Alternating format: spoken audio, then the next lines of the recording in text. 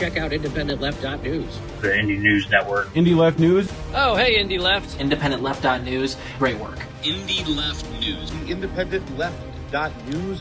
Independent Left News. Shout out to Independent Left News. Shout out. Oh, what's up, Independent Left? Friend show. Thank you, IndependentLeft.news. The INN, Indie, you're wonderful. I think Indie was onto something. Independent News Network, Indie News. Yeah.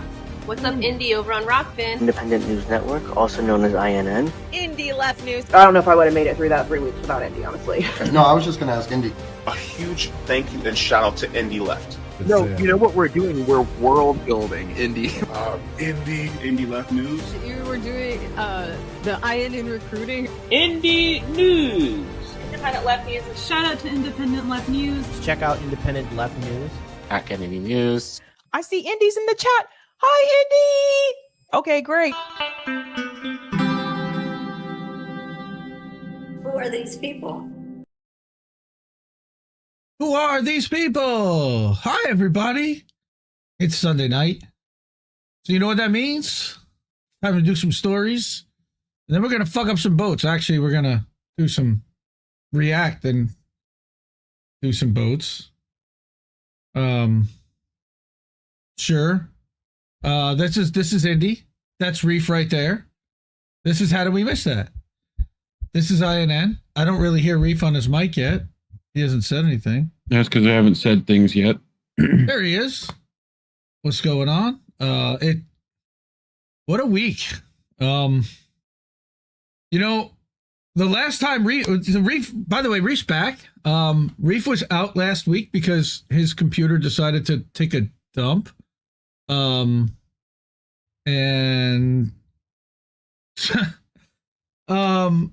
Anyway, he's back. Now, the last time Reef was here, we were actually talking about a hearing that was supposed to be coming up, an appeal hearing on July 9th and 10th. And we don't have to worry about that appeal hearing anymore, thankfully.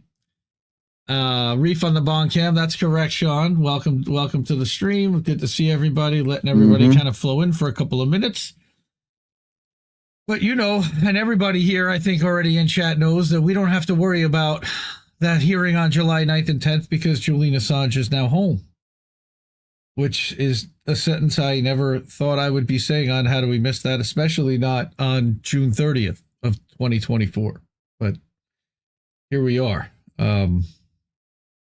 It's not how we wanted it necessarily. It's definitely, although we did want him home and playing with his children, but we had to sacrifice a tremendous amount to get it. And I'm not going to deny that.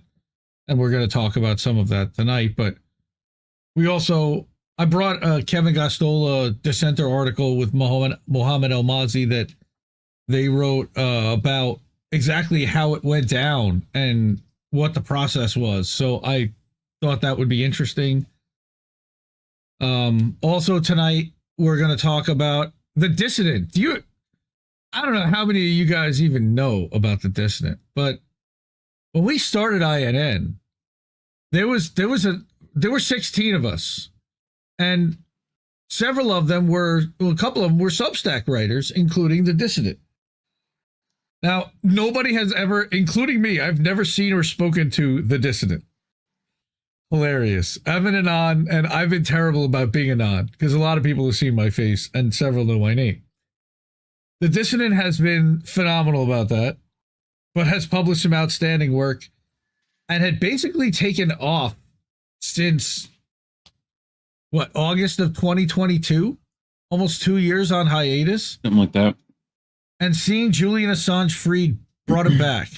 And I'm so excited, and we're going to bring one of the articles that he wrote up this week to commemorate that. Also want to talk about, I don't know if you guys know, there's a British journalist, activist by the name of David Miller. I think he's also a professor. And he's very pro-Palestine. He's written a lot of stuff about that. He wrote a piece for Al Mayadeen about the Sayanim, which are the Mossad's helpers. And basically they're the agents or the people who have been co-opted or controlled and act on behalf of the Mossad and act as the veil. we're going to get into that tonight. I'm kind of psyched about that. I also brought a story later on that about the Stanford Internet Observatory that I don't know if we're going to necessarily get a chance to get to tonight, but I did want to bring that. But the first story tonight was a real fun one. Did I fuck up again? Oh, I'm so sorry. Hang on. No, we're here. Okay. So let's get into it. Damn. Wait, before we do, we have an updated supporter board. And thank you so much to everybody. Specifically this week, Kathy Lloyd, Marika Voss, Jacqueline Jack. Kathy Lloyd surprised the hell out of me on Saturday morning. I woke up to a wonderful donation, support, from her, and wow, awesome. Thank you to everyone that's on that board, that shares, supports. Like this stream if you haven't already, please, wherever you're watching. Subscribe, share. They say don't tell you to do all three things because you're only going to do one of them. So just do one of those three things. I don't care which one. Like, share, or subscribe. Do all three. That'd be even better. Fred Edwards, the sharer. Other people like, other people shared. Okay, cool. And I think everybody here is subscribed. But yes, thank you for supporting the network, everyone. Thank you, Angel. Angel did Pro Wrestling Talk last night with Miss Witchy Perfect. Friday night he does Angel in the afternoon. And Thursday night, he was on this coverage that we were involved with for the debate. I then decided to cover the debate. Mm-hmm. And we're going to start with this post from Saga, who none of us likes. He's a worm. But Breaking Point's petitioned specifically CNN to ask if they can get access direct to the feed, and they were denied. So this starts out, this whole story. Now, the story that I'm going to tell is that independent media, corporate media has been trying to lock independent media out and tried to take the debate and the conversation around the debate and control that narrative 100%. The way that they did this was by trying to scare independent creators into not covering the event live or even showing footage from the event because of copyright threats. And this is what happened. So Monday morning, Saga posts up that CNN has told Breaking Points that it is not allowing independent media channels to stream their presidential debate despite granting permission to all other terrestrial news organizations, a blatant protection racket to protect elite media. Garbage. All right? Garbage on CNN's part. He says, we'll be streaming for our premium subscribers, so you got to pay to play. This is a genuinely outrageous attack on independent media. That started already a conversation that was already happening. Now, our friend Sabby Sab says, if it's on YouTube, it should be fair use. And that was really the argument that we are making in our case as well. Other people said that they heard that if you showed the CNN stream in full without blocking it or pausing it to interrupt anything to comment, that was okay. At some point, so there was an internal discussion clearly over at INN about this, but before, we spent a lot of time talking about this. So first thing is, Sabby says, from what I just heard, since CNN owns the exclusive rights, we may not be able to do Rumble either. Could be a lawsuit. And then CNN was threatening Tim Pool. Okay. Now, then what? Natalie Lee, who's friend of the show, friend of the network. I thought people couldn't stream it on YouTube, but I do see that PBD's podcast is streaming it as well. How did that happen? All right. He must have they had to get permission from CNN was my response, because otherwise he's taking a big risk. And I thought I was told that YouTube would be doing takedown requests and honoring them live if they caught anyone live streaming the debate.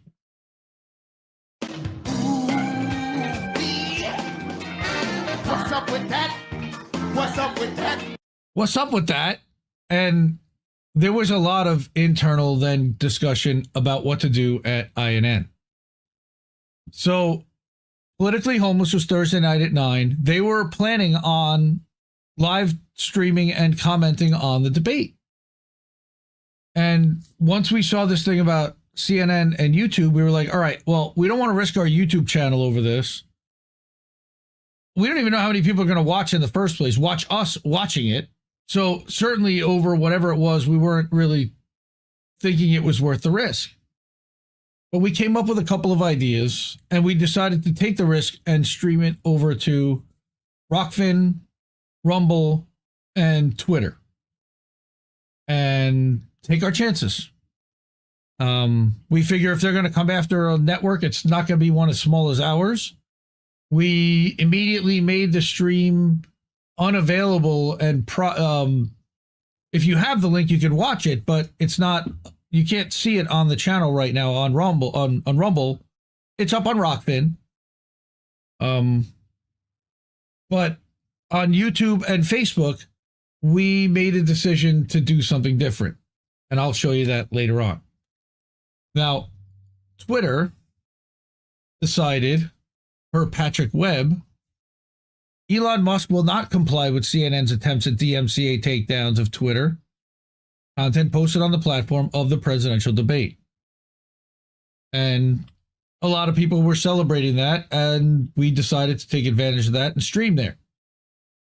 So we were one of many that were streaming and reacting and commenting there.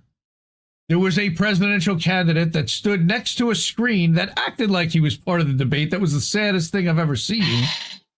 It looked like an 8-year-old who was running for class president against nobody but a video. It was really okay. Anyway, so you're trying to be mayor of Kid City, bro. Sure. So it worked in a way. Care Bear, Colin Radix Carter of INN, tweets out publicly in the afternoon once we saw that thing about Sagar. Hey, Rumble, since YouTube and CNN are monopolizing the presidential debate against independent political commentators, is your platform available for content creators to stream and commentate on the debate without an issue? Well, I thought that was a pretty important question myself, and I think inquiring minds did want to know, so I tagged some of the people at Rumble that I was talking about, that I know, and Chris, who's the CEO, and Rick, who is the head of product, and this guy, who is the head he is the head of market, like a marketing guy over there, and then Rumble themselves. No response from them, as usual. There. Now, I did end up getting a response from them, but publicly, we start the following morning. Chris says, tomorrow, Rumble Cloud and Rumble Video are going to be running hot.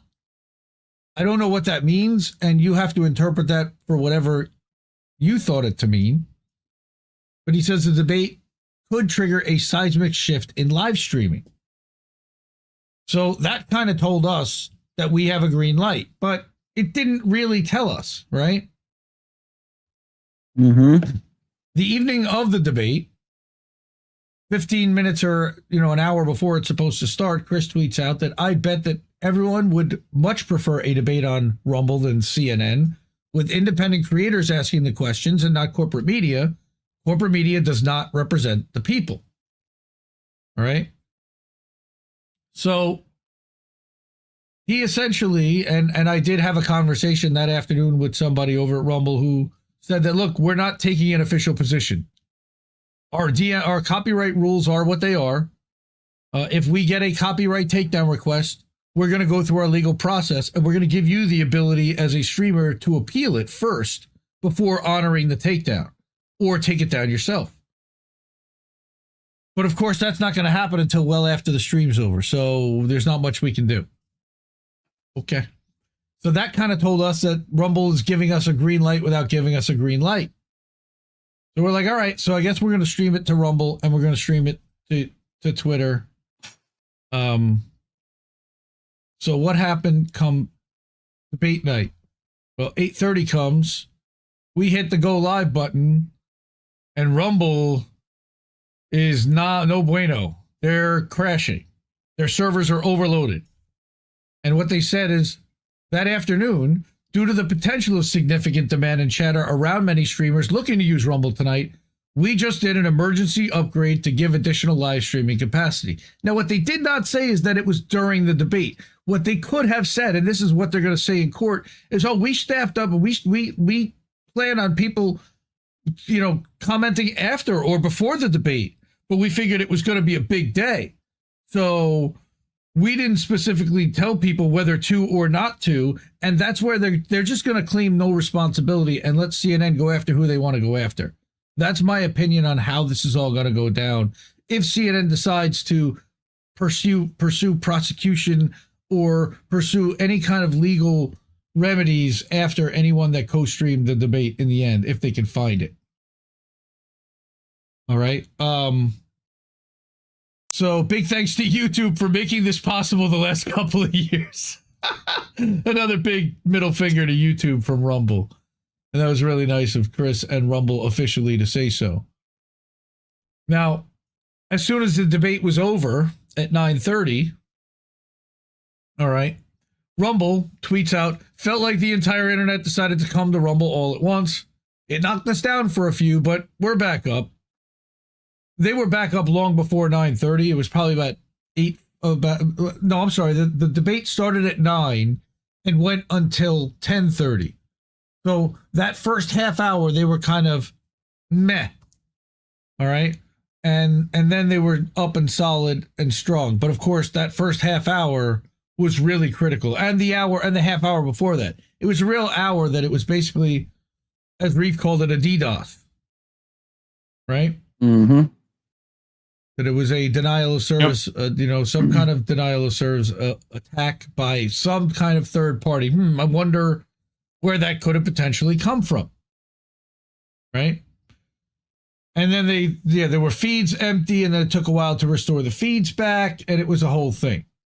Right? But meanwhile, INN was still live on Rockfin, and we were able to give people a link, say go there. Now, what happened? Rumble smashes viewership records, and during the Trump-Biden debate, the platform hit live over 700,000 peak viewers. Major streamers like Douche Bongino and Steven Clam Chowder led the way with peak viewerships of 223K and 192K respectively per streams charts. Meh. Okay, so take of that what you will, but they are looking, across a playing field of everybody's channels on YouTube, on Rumble, on Kick, on Twitch, and they're giving you what's actually reading live off the APIs. So we've all talked about Rumbers to begin with. Where's Nick Fuentes? He was in the top 4 also.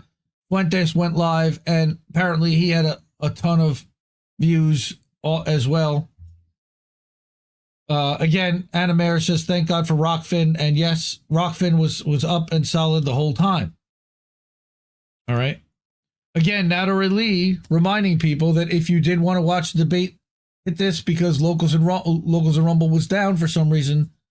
Come to see our stream on Rockfin, which is, you can still watch. By the way, we don't gatekeep our streams on Rockfin. Although Rockfin would like us to make some premium content that is exclusive to subscribers, and they are encouraging us to do that. Because that's part of what makes the stream go. Thank you. So like I said, we had to make a decision about what to do at INN that night. For Rockfin, for Rumble, we were going to do Rumble and Twitter and Rockfin, but when it came to Facebook, we didn't want to get our channels taken down due to copyright. Aha. Reef had to plug in. No, just doing that in general. We didn't want to have to get our channels taken down because of copyright. We've had copyright stuff in the past. We're trying to get clear so that we can actually get remonetized and be good little soldiers for a little bit. And so what we decided supposedly don't have any problems with that now. So, well, they say that we can do products, but they're still not remonetizing us.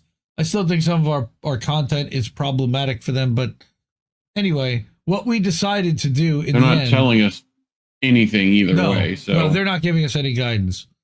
But what we did was do this. Who are these people? Wait, what is this? Who are these people? On the federal diet of Kiev, Havana, and Tiananmen. So we ran Jesse Jett can't music be the only one weighing the pros with of QR codes, telling people. I can't be the only one weighing the pros of abandonment. Watch us on platforms that aren't garbage, and put up QR codes. Think we'd go? And this is backwards from 5 in case you didn't know. But love Jesse. Love to Jesse. If you're not subscribed and supporting Jesse Jett, what are you doing with your life? Please do. JesseJett.bandcamp.com. But further, what happened? 73.1 million viewers watched the first presidential debate of 2020 between Trump and Biden, according to Nielsen. Right? The ratings from Thursday night's debate reflect a 35% drop in audience from 2020. And how is that? Well, the shitlibs are huffing copium. Oh my God, fewer people watched it. And so they're happy that fewer people saw Biden, except when you add in the more than 30 million live starts on CNN's digital platforms and YouTube, add that to the 47.9, you're right there at 77.9 million viewers. So, of fucking idiots wanting to watch a WWE match with a political spin. But, that's just me. Yes. Like, ugh. Yep. So, in 2012, 67 million people watched on TV, but only 3 million online. So you still have seen this slight uptick in increase when you combine the online and TV viewing audiences. You're just seeing a massive shift to YouTube and live streaming, mostly because of pandemic. Right. Well, and then, everything was virtual, all the debates.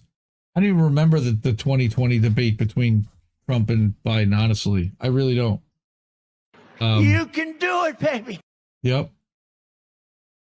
And Anna Mears loves you, Reef. Well, a lot of us do. I love you so much. So, speaking of which, I'm not going to give my play-by-play a recap of what happened because I didn't really choose to watch the shit show. Though we did have 4 people covering it. Yeti and Angel joined Himbo and Crab on Politically Homeless. And people said their coverage was hilarious. And it was Vince McMahon made that Trump character, I swear. I don't know about that because, well, maybe Trump. Because Biden was definitely not up to WWE standards, and I think the WWE would have put it on a much more entertaining production than what CNN did. Considering the whole... Right? Considering the whole thing was basically scripted anyway, and that they had mute buttons and nonsense, right? But our friend Laura Kay over at Normal Island News, go subscribe to her over on the Substack. NormalIsland.co.uk. Americans confirm Joe Biden and Donald Trump are the very best they've got. They are the 2 finest individuals. Clap for that. Well, yes, they are the 2 finest individuals out of 1/3 of a billion people. Now, she is the greatest satirist of UK, and I will give her that title. The greatest nation on earth has confirmed 2 grouchy old men who took the stage in a televised battle to be the figurehead of the Uniparty for the next 4 years are easily the 2 most capable individuals in a country of 332 million. None of the above. Yes. It was the greatest rematch of all time, like another Ali versus Foreman or Kurt versus Tong Po. as the men wore hand wraps dipped in broken glass and adult diapers, sponsored by APAC, of course. The pair exchanged brutal blows throughout the debate, but unquestionably the biggest challenge they faced was reading from an auto cue because they couldn't hold their eyes open, and neither could anyone else. These two prime specimens, whose rugged athleticism is matched only by their fierce intellects, are clearly the only choices to run the most powerful war machine the world has ever seen, which is why none of the other candidates were allowed onto the stage. Just imagine if Jill Stein or Booby were allowed to talk about how corporations have completely fucked Americans over, and nothing ever changes, no matter They which... wouldn't. Well, no, Jill Stein might, no matter which wing of the uniparty is in charge. Americans might start realizing there are alternatives that don't involve BlackRock and Vanguard owning everything, including their souls. Democracy is when the establishment decides when two identical candidates you're allowed to choose from, and they will only narrow it down to the very best, of course. This is why nothing ever goes wrong when the U.S. elects a president. Obviously, I want everyone to love me, so I would like to clarify that I love Donald Trump and Joe Biden as much as their donors do. I'm a real people pleaser, and I'm confident that no matter who Americans choose, the 1% will continue to thrive. The candidates... I've said it before, and I'll say it again. What? Democracy simply doesn't work. Thank you. The candidates... I don't know why that bugged out for a second. I was like, huh? Okay. Thank you for that's Kent Brockman reporting? I don't remember. It was Simpsons gag, I think. Yes. The candidates, who are coincidentally funded by the same people, have dramatically different visions that include doing everything exactly the same and knowing they won't live long enough to see the consequences. If you couldn't be bothered to watch the debate because you're normal, here are the key policy differences. Trump acts like the climate crisis doesn't exist, whereas Biden pretends he's doing something about it. Trump would take away abortion rights, whereas Biden would use abortion as a fundraising tool. Trump says he would go harder on genocide, whereas Biden pretends he is pushing for peace. Trump grabs him by the pussy, whereas Biden sniffs hair and digitally penetrates people.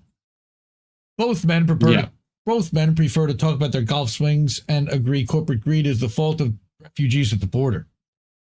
The Republicans feel they have a real statesman now because they've finally taught their man to stop farting and picking his nose in public. Sometimes.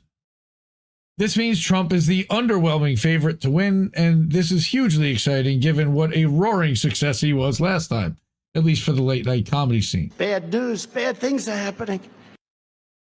The Democrats were so enthused by their guy's performance, they were left asking, is it too late to replace him? But it was hardly Joe Biden's fault they scheduled the debate during nap time. Sadly, the Democrats have decided it's too late to replace Biden because Michelle Obama couldn't be too arsed to stand, and no one wants Hillary Clinton, so their strategy is to call you ageist if you point out sleepy, creepy, handsy genocide Uncle Joe is not fit to run a convenience store, let alone a country. If you don't vote Biden, you hate old people, you bastard. Why do people think Michelle is going to be the next?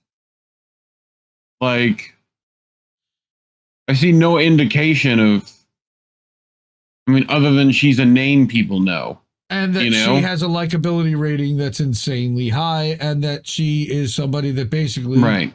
Then she's shit-lib heaven to them. Yeah, but never have governed, never served office. We don't even know what her policies are. Her own personal ones. We know what her husband's were, and they were pretty friggin' atrocious. Yeah. They sounded good, but in practice they were garbage, beyond garbage. But like Laura wants to finish, whoever wins in November, I'm more confident they can take the world several steps closer to destruction by signing bills that energy companies and arms manufacturers put on their desk and pretending this counts as leadership. God bless America. Love you, Laura. She's great. Woo! Yeah. And here we go again. Yeah. So McAfee predicted it. I don't. That McAfee thing was 2020, not 2024. And go ahead. I also don't like McAfee's not. He's okay. He made some stuff. He also, liked a lot of weird shit. So, and particularly very fond of El Drogas. But what do I know? Like, not want to talk, but I wouldn't trust exactly what he tells you every day. Yes, but Jacqueline, that's sure. Her. Normal Island News. That's Laura Kuenssberg, translator. That's right. She's outstanding. Love her to death. Rick Solis is here. We got a lot of great. You are. Thank you. We got a lot of great people in chat. Jeff Thomas Black is here. Good to see you, Jeff. Go Star! Woohoo! Namaste, as he likes to say. Here's to me, he hurted himself. I don't know. I just want to end that segment with shame on you for anyone wanting to engage with those debates. Shame on you. You shouldn't have done that. You have to stop engaging with things that you don't like that will be upsetting. It's what they want you to do. They want the ratings. You have to not engage. And that goes for so many things. Well, that I know a lot of you still engage with. There's enough nails in those coffins. We don't need to expose that crap. Everyone knows already.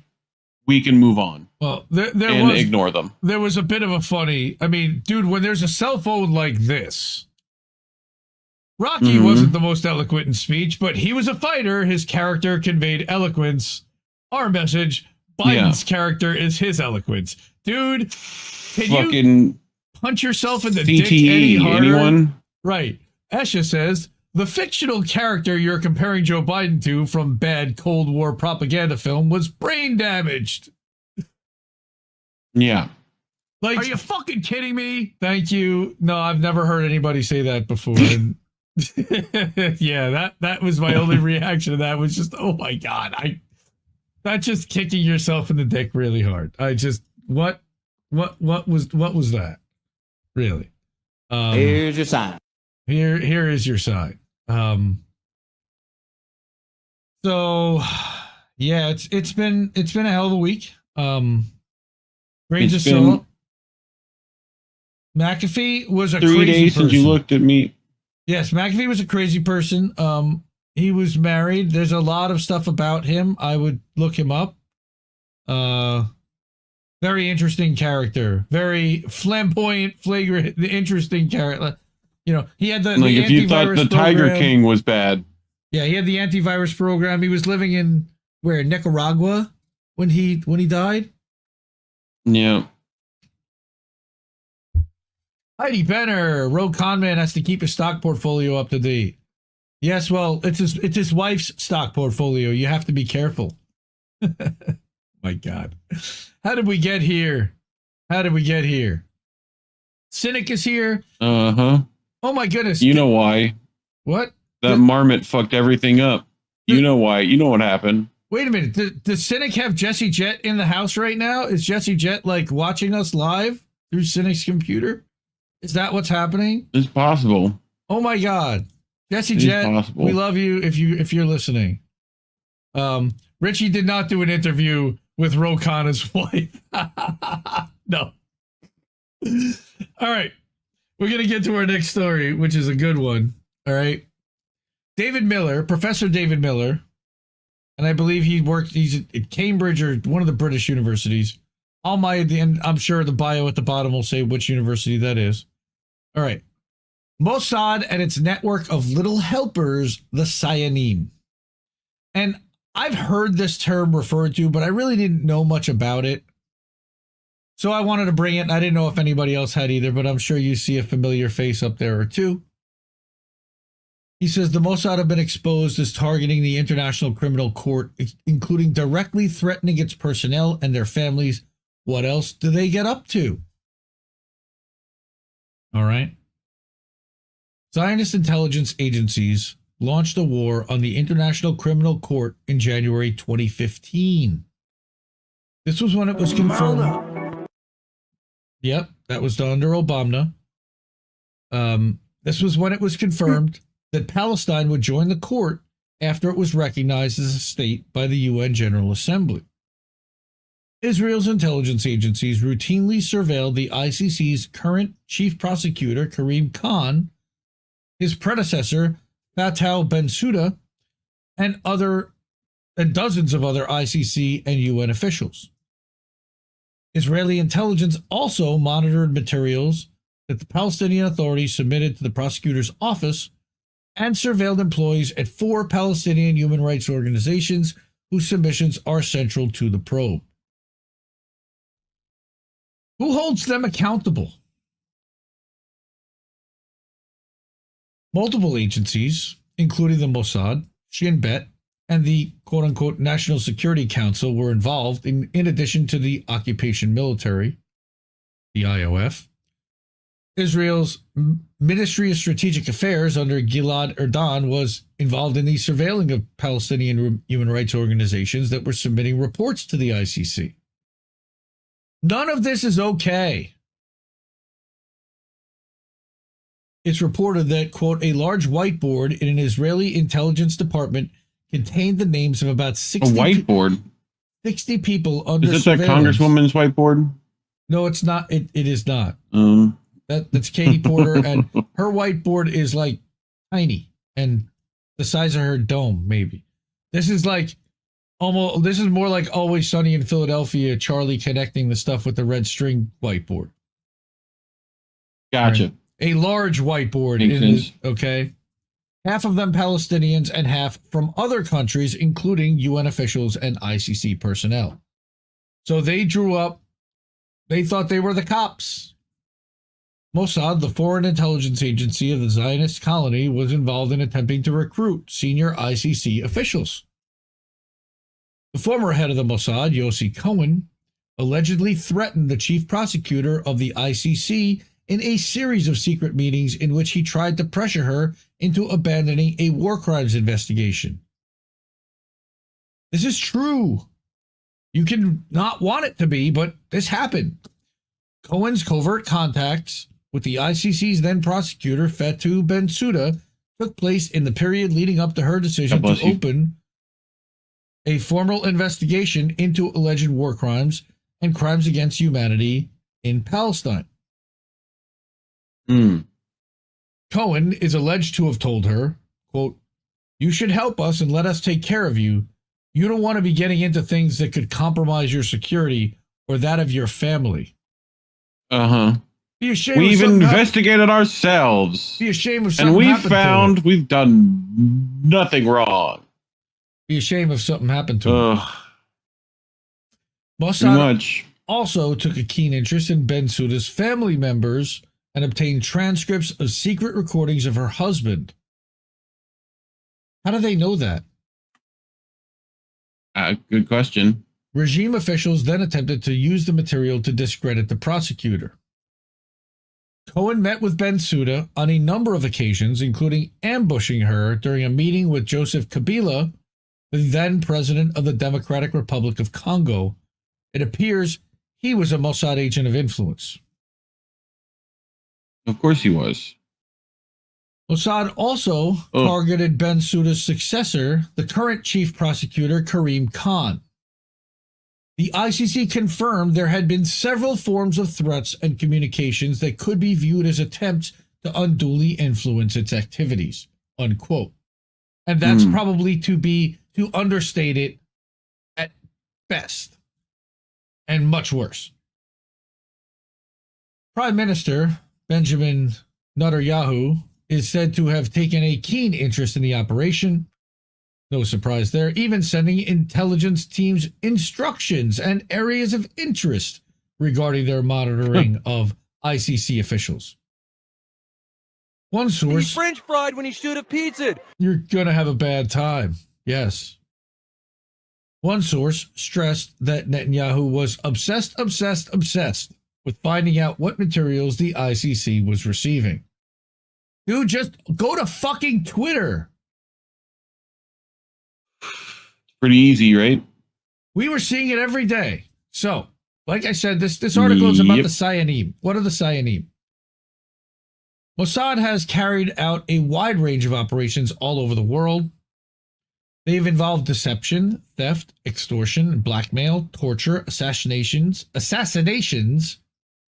and even false flag bombings. False flag bombings. Maybe people should Google some stuff. Maybe they should Google it. Maybe. Something Levon, right? Something like that.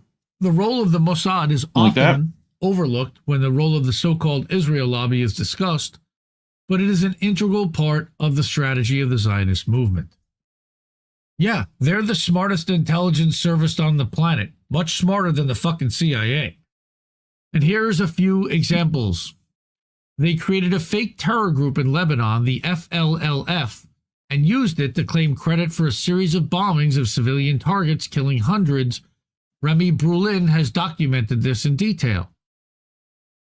In Egypt, in 1954, early on, and we know when Israel was created, or whatever you want to call it, the UN allowed it to begin existing, but 6 years later, the Mossad bombed Egyptian and Western-owned civilian targets in an attempt to blame Muslims or the left.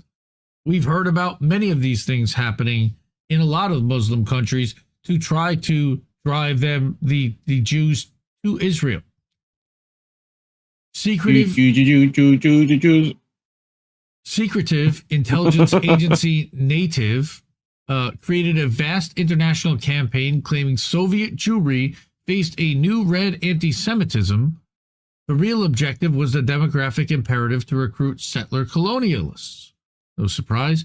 They got to find a different word other than Jewry. That does not. That sounds like a slur. Yeah, but what do I know? But it says a book titled "The New Red Anti-Semitism: A Symposium." On top of native. It's just a Nadav. Native. They would always call it native. Yes. Yeah. Right. But a book called "The New Red Anti-Semitism: A Symposium" was part of that campaign, published in 1953 by Commentary, the flagship neoconservative journal published by a Zionist group, the American Jewish Committee. Many British Zionists worked directly with Nativ.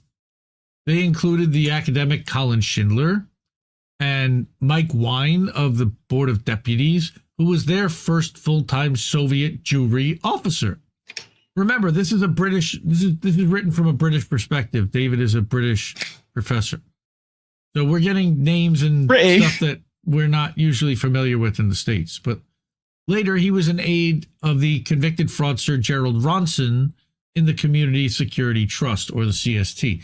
This is connecting a whole lot of dots across the pond, showing that this was a global effort and that there was just as much propaganda pushed out and operations in the UK and everywhere else around the world, as David will continue, that Wine also cooperated in a Mossad operation when the agency was in global charge of attempting to institutionalize the idea that anti-Semitism was Judeo-phobic, a process that ended with the creation of the so-called working definition of quote-unquote anti-Semitism. Forgetting that Palestinians are also Semites and Arabs are also Semites. They just tried to carve that inconvenient fact out and ignore it. Yep. Mossad effectively kidnapped hundreds of Jewish kids in Morocco to recruit further settlers. Wow, I never heard that story. It owed its success in part to the fact that Mossad had previously set up the Moroccan intelligence services, and they were consequently penetrated by Zionists. Mossad's David Littman... We talked about them doing this. Mm-hmm. We talked about doing this in Lebanon, too, and Syria. Yep. Right, where it's like they'll set up coffee shops and fund whole things for youth people to show up. It's similar to the Iran thing, right? Where, suddenly there's this color revolution, Right. Like that's what they're trying to push for. That ends up, usually installing some NATO, dictator. So, right. But yeah, Mossad's David Littman and his wife Giselle ran the op. David even wrote a book about the op code named Operation Mural. Wow. His wife Giselle is better known as arch Islamophobe Bat Ye'or. She popularized the racist... Right? She popularized the racist theory of Eurabia. Whatever the fuck that is. Okay. Yeah. Oh, it sounds exactly like what you think it should be, so... Oh my god. Mossad used a honey trap to get rid of all the brown folks and replace it with Europans. Yeah. Mossad used the honey trap in 1986 to lure Mordecai Vanunu, the heroic nuclear whistleblower from the UK to Italy. Say that 5 times fast. Mordecai Vanunu? It's fun to say. It's right. Vanunu? All right. Vanumi. So they could kidnap him, and he's still not free, by the way, because the UK doesn't have a due process law like we do. They could indefinitely keep people in jail like we just learned and saw for 1901 days.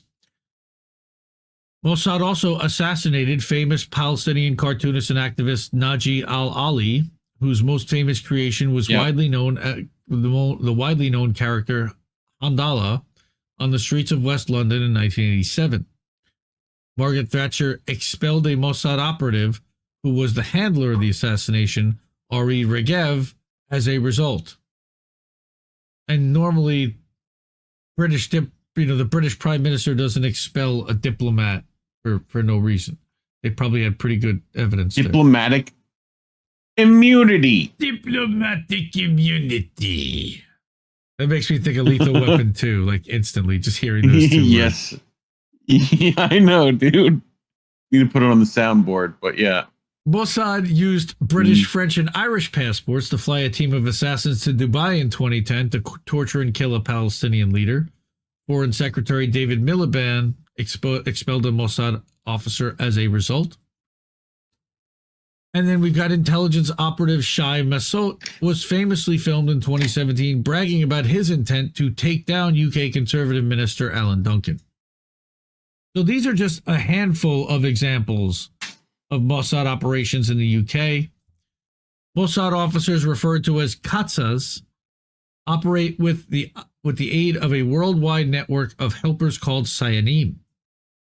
Even the ADL admits that the Sayanim exist. Rebecca Fetterman, an anti-Semitism analyst at the ADL, says, quote, "There is a system of Sayanim. That's a reality. There are people who help Israeli intelligence assets around the world," unquote. Yeah, we know. Former Mossad operative Victor Ostrovsky has claimed that there are several thousand Sayanim in the UK alone. Perhaps the most famous Sayan was the media tycoon Robert Maxwell, might have heard of him, who worked for Mossad for years and was buried with full state honors. We've certainly heard of his offspring. Yes, well, we're going to talk about them. But Robert Maxwell worked for the Mossad for years and was buried with full state honors on the Mount of Olives, which is Jabal al-Zayatun. Observers might be forgiven for thinking the whole Maxwell family has been Mossad adjacent, given the role of many of his 9 children. His sons, Ian and Kevin Maxwell, have set up a very spooky-looking, relentlessly Zionist yet obscure think tank in London, the Combating Jihadist Terrorism and Extremism, the COJIT. Son of a bitch! Yep. Isabel, writes Alan MacLeod, Indie Media Award honoree. Another of the 9 Maxwell siblings was described by investigative journalist Whitney Webb, another Indie Media Award honoree. That's where I figured we were going. As Israel's backdoor into Silicon Valley, Israel used Robert's connections to strike deals with some of the tech world's biggest players, including Microsoft co-founders Bill Gates and Paul Allen. Now, if you read and listen to Whitney, Isabel and Bill Gates were a thing for a while. She told She told Israeli newspaper Haaretz that she saw her work in tech as an opportunity to continue her father's commitment to the country, unquote. In 2001, Isabel vowed to work on only things involving Israel. In a more overtly political move, she also accepted a position as the governor of the Shimon Peres Center for Peace, because everything is upside down. There's nothing wrong with that. Everything is upside down when it comes to intel. Remember, black is white. They come up with the most fucking ghastly names for this shit.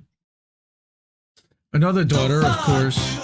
Yes. Another daughter, Ghislaine, of course, worked very closely with Jeffrey Epstein in his compromat gathering and sex trafficking operation, allegedly, widely regarded as run on behalf of the Mossad. And Les Wexner, who may or may not be a Sayanim or a Sayan or a runner. But make no mistake, the Mossad is active today in the UK and elsewhere. Bill Ackman, anyone? Aiming to subvert democracy and ensure that the political culture of the West is wholly colonized by Zionists or their little helpers. As it says here, the opinions mentioned in this article do not necessarily reflect the opinion of al-Mayadeen, though they probably do, but rather express the opinion of its writer exclusively. David Miller is an investigative researcher, broadcaster, and academic. He is the founder and co-director of the lobbying watchdog Spinwatch and the editor of powerbase.info. He can be found on Twitter at tracking_power. David Miller has been on with... Who are these people? David Miller's been on with Misty when she had her TNT radio show. He's been all over the place. But that's a good question. Why isn't mine working? Come on. Gonna get it 3 times at some point. Damn it, Stream Deck reconnecting. Garbage. Okay. My man. Thank you. Yeah, exactly. My man. Now we'll do it live. Now all my Stream Decks are crashing. Oh no! There we go. Thought everything was dying. Okay. David Miller, good piece. I've fallen and I can't get up. That's what my Stream Deck is saying right now, for sure. At least the ones on the iPad. It's ooh. I say boo this man. Who are these people? Man. Thank you. That's what I was waiting for. So, you heard that, right? Where's that at? Jimmy? No. Is it under? Where was? Okay. How long does it take me? Comedians. Okay. Well. No. Who are these people? Well, in the meantime, we'll just say hi, Nancy, or fuck you, Nancy. So, yes, why did Mr. Epstein hang himself? Who knows? Allegedly, with a paper T-shirt. Yes, you know how the man who invented chess died? Did he fall out a window? I don't know. Mouse, is that you? Is that your picture over there, or is that someone else? I think that's someone else. Didn't Maxwell unalive himself in a boat accident? That is correct. Robert Maxwell did unalive himself, or did get unalived in a boat accident. I don't know if he drowned. I believe he drowned. Yeah. It's been that's Fetterman, not Uncle Festerman. Very funny. Very funny. Move this man!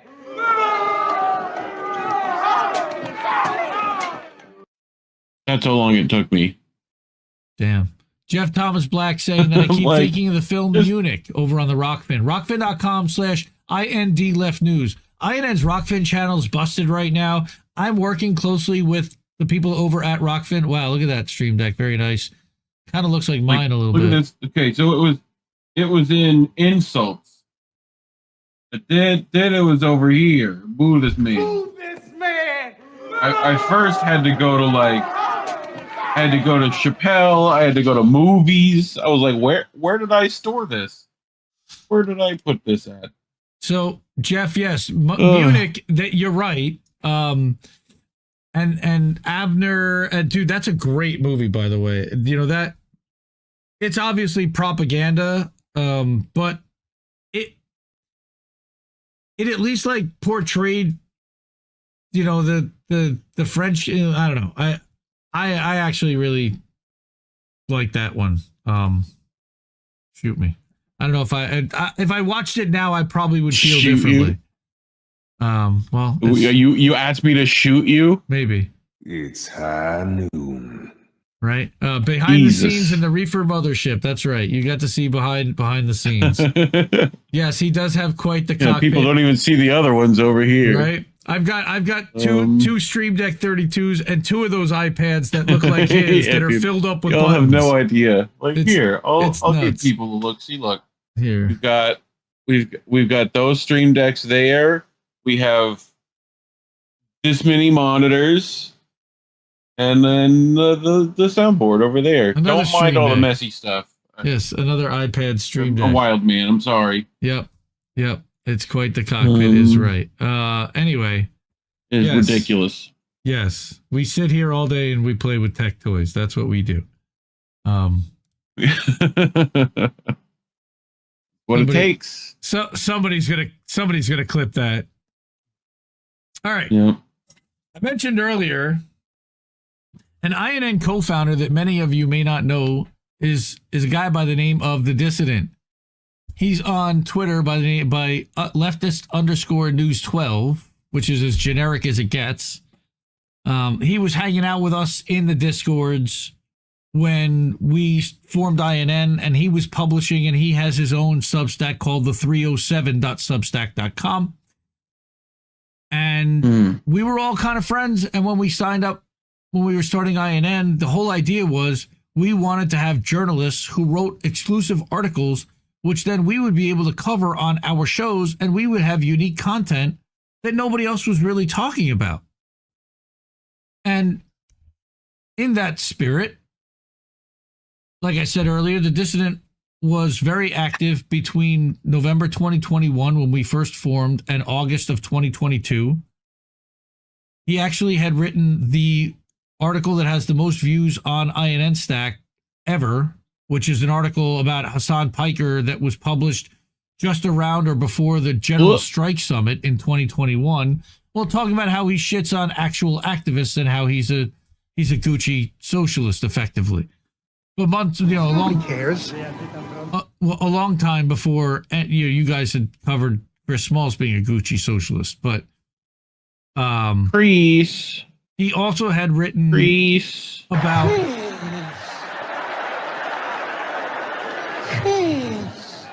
He also had written.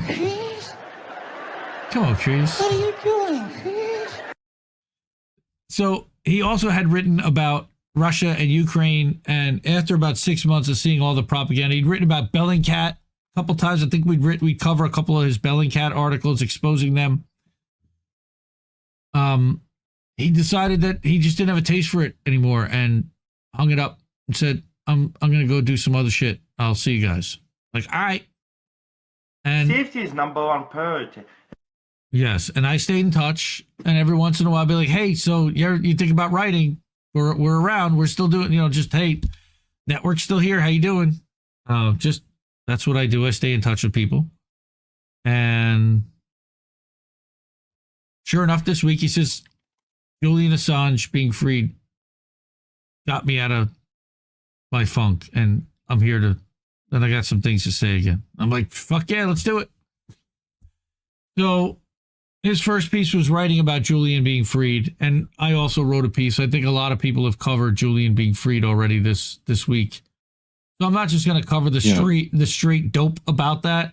There's plenty of places to go, and most people have already heard it. So the other piece that the Dissident wrote was, what pissed him off was that in Canada, the Globe and Mail is one of the papers of record there, and that there are 6 lies he caught in a hit piece that they had done on Julian Assange. And this is the bullet points that are published at the end of the article we're going to read, but I figured we'd start with the bullet points, which is that Julian Assange never called himself a whistleblower and has always referred to himself as a publisher and a journalist, of course. All right. That WikiLeaks published the full version of the Collateral Murder in video in 2010, along with short version. There wasn't only a short version published. There is no evidence that Roger Stone had any connection directly or indirectly with WikiLeaks during the 2016 election, because this person is clearly believing what was in the Steele dossier. That the DNC and Podesta emails contained impactful stories that led to resignations at the DNC and CNN. Clearly they did, because Debbie Wasserman Schultz ended up resigning as the head of the DNC, if I remember correctly. Debbie Wasserman Schultz. Assange has denied his source for the DNC emails was Russia, because we all kind of know that it was Seth Rich, even though he can't admit it and his family doesn't really want that to be. And Roger Stone was convicted of obstruction of congressional investigation, making false statements to Congress, and witness tampering, not for any connection to WikiLeaks during the 2016 election. So he wants to start by making these clarifications. And again, the dissident at the 307.substack.com published this article the other day, that the Globe and Mail coming to a Substack newsletter near you. Yeah, this is where all the best journalists are, from Laura Kay over at Normal Island News to a guy named Indy over at Indie Media Today, and Ricky over at Council of State Media, and Kit Clarenberg, and yeah, I'm guessing it's going to be Rachel coming to a Substack near you soon. I've been predicting that for a while. Hell, Mehdi Hassan already did. But what he says is, again, that the Globe and Mail runs an error-filled smear piece on Julian. Canada's paper of record ran a smear piece filled with factual errors and debunked Russiagate conspiracy theories. So we know where they stand. Looks like we got ourselves a reader. So we've got, we know where Canada stands.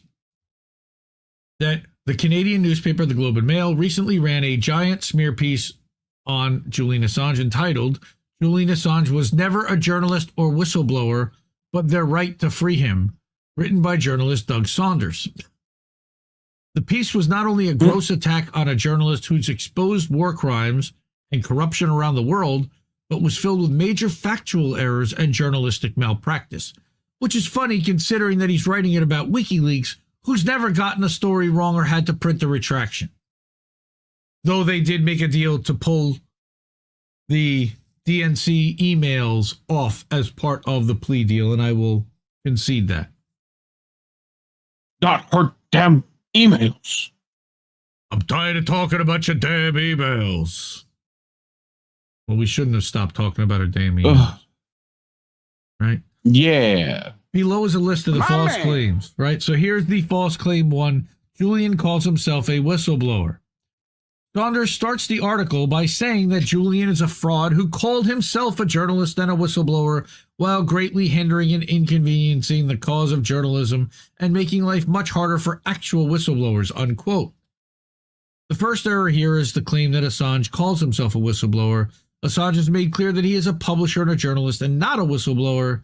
The Reporters Without Borders article, RSF, dispels common misconceptions in the case against Julian Assange, responds to the claim that Julian Assange is a whistleblower by saying, quote, Assange played a different role to that of a whistleblower. He did not leak classified information himself, but he published information that was leaked to him. Pretty simple, and pretty pathetic that the Globe and Mail couldn't get that right. False claim number two was that the collateral murder video put out by WikiLeaks was deceptively edited. In the article, Saunders writes, quote, WikiLeaks first came to mass public attention in the spring of 2010 when it published what it claimed to be an exclusive leak of a U.S. military video of a 2007 incident in which helicopters opened fire on a number of people, including civilians in Baghdad. The video, he says, edited to remove much of its context, bullshit, was posted on a WikiLeaks site called Collateral Murder and promoted as a world exclusive, unquote. A basic Google search for the Collateral Murder video on WikiLeaks debunks this claim, as the page shows the 17-minute short version of the Collateral Murder video with the full unedited 39-minute video published right below it. Right? Yep. Both videos have been available since on WikiLeaks since they published the story, as corroborated by a 2010 New York Times article that states, quote, WikiLeaks made public a 38-minute video of the helicopter attack, as well as a 17-minute edited version that it called Collateral Murder. More smears from corporate media. Next, false claim number 3 was that WikiLeaks corroborated with the Trump campaign about the 2016 DNC leaks. And we still hear this one a lot. In the article, Saunders writes and regurgitates the propaganda that the Mueller investigation into the Russian interference found that the GRU had provided the hacked emails to WikiLeaks, which then communicated with Donald Trump's campaign and made them aware of the hacks, often in advance of their release. Unquote. While it is true that the Mueller report accuses Assange of getting the DNC emails from Russia, subsequent reporting has raised from Russia, comma, there should be a comma there, subsequent reporting has raised serious questions around this narrative. Journalist Aaron Mate reported the holes in the timeline of the Mueller report, Russian scum! Of the Mueller report accusations in a Real Clear Investigations piece. In the article, Mate points out that the Mueller report accused WikiLeaks of receiving the DNC emails from the alleged GRU-run accounts DC Leaks and Guccifer 2.0. The problem with this narrative... They said Aaron Mate yelled at me. Oh, Aaron Mate. Oh, Aaron Mate. Yes, that guy. You done messed up, Aaron! The problem with this narrative is that the Mueller report alleges that Assange's first contact with these accounts took place on June 14th, but Assange had already noticed announced that he had information on the DNC on June 12th. As of course Mate put in the article, if Assange's first contact with DC Leaks came on June 14th and with Guccifer 2.0 on June 22nd, then what was Assange talking about on June 12th? Is it possible that Assange heard from another supposed Russian source before then? Maybe, but if so, Mueller doesn't know it. Instead, the report offers the implausible scenario that their first contact came after Assange's announcement. So basically, he announced it, bluffing, hoping that he might get it. Yeah, that does not sound very plausible. Furthermore, a 2017 testimony from CrowdStrike CEO Sean Henry called into question the claim that Russia even hacked the DNC. As the aforementioned Aaron Mate reported in a separate Real Clear Investigations article, Sean Henry, the CEO of CrowdStrike, the cybersecurity firm that first accused Russia of stealing the DNC emails, admitted that they have no concrete evidence that it even happened. I'm going to repeat that line because that sounds vaguely important. CrowdStrike, the cybersecurity firm that first accused Russia of stealing the DNC emails, admitted that they have no concrete evidence that it even happened. We just made the whole thing up. Yep. Saunders claimed that WikiLeaks, quote, communicated with Donald Trump's campaign and made them aware of the hacks, often in advance of their release, is likely referring to the theory that Roger Stone was communicating with or had a back channel with WikiLeaks during the 2016 election. This claim is provably... Let me call the Russians to help. Yeah, I don't think so. This claim is provably false.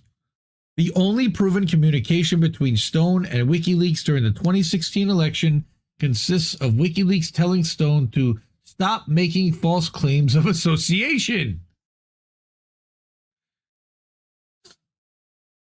We appreciate that, however, the false claims of association are being used by the Democrats to undermine the impact of our publications. Don't go there if you don't want us to correct you. And of course, Roger Stone is a douchebag and says the more you correct me, the more people think you're lying. Your operation leaks like a sieve. You need to figure out who your friends are. And then after the election, happy we are more free to communicate. Okay. Ugh. While Stone attempted to establish a connection to WikiLeaks through the liberal comedian Randy Credico and the conservative conspiracy theorist Jerome Corsi, there is no evidence that either of them had any contact with WikiLeaks or Assange during the 2016 election. For Credico, his only contact with Assange was a public interview with Assange on his radio show on October 25th of 2016. They did not speak again until April 11th of 2017. In the case of Jerome Corsi, the Washington Post article, quote, "Inside the special counsel's long hunt to uncover whether the Trump campaign conspired with Russia," what a title, reported that despite extensive investigation into it, the Mueller investigation could find no contact between Corsi and WikiLeaks or Assange. Number one Russian hacker. Right? So, again, nothing, no direct connections, and they couldn't. And now, I know that they were also refused all kinds of stuff that they tried to subpoena and get their hands on to try to see and get the complete picture, and they weren't provided the complete picture because they weren't entitled to it. They got what they could get legally. False claim number 4 was that the DNC emails contained nothing incriminating. The Nothing Burger. In the article, Doug Saunders of the Globe and Mail, as we were saying, this smear artist, this propagandist, this Russiagator, writes that, quote, "The emails contain nothing incriminating or even especially embarrassing about the Democrats," unquote. This claim is just baffling. Because Putin's a madman. Bye, Jamal. Peace out, bro. I don't know what you're going to be doing next. Maybe he'll get a job on TYT. Maybe Cenk Uygur will hire him for an Angry Man show. Maybe he'll need someone to pull the fire alarm. The BBC article, 18 revelations from WikiLeaks hacked Clinton emails, lists multiple scandals revealed through emails, including Clinton saying she would secretly intervene in Syria, saying she's had private and public positions, that Clinton was fed a CNN debate question ahead of time by Donna Brazile, and expressing support for open trade and open borders.